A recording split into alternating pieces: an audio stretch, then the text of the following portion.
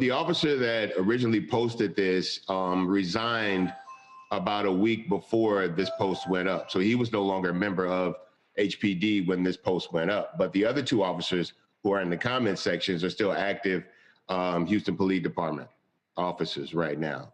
They work out of the West Side Command Station in Houston. And so I've been told by the assistant police chief, deputy police chief, that they're going to be dealing with this expeditiously. I've noticed that a lot of people have compromised their well-being, the jobs that they have, the communities they live in order to pronounce their racism, to be bold about it. I think a lot of them, to be quite honest, are looking at the actions and the words, coming from our current White House administration, and they've been emboldened by the behavior and the actions taken by our president currently.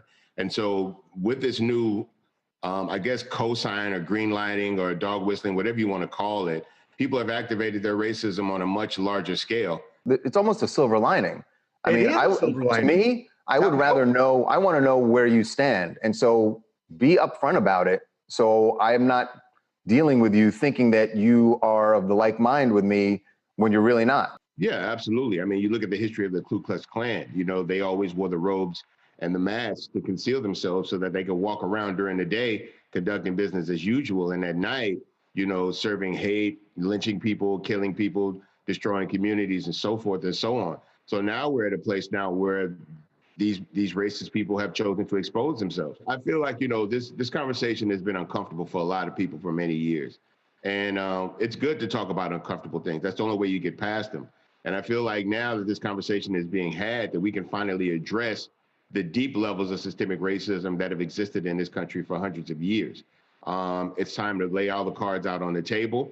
It's time for people of color to demand what it is that they want, they need, and they feel they deserve from this country.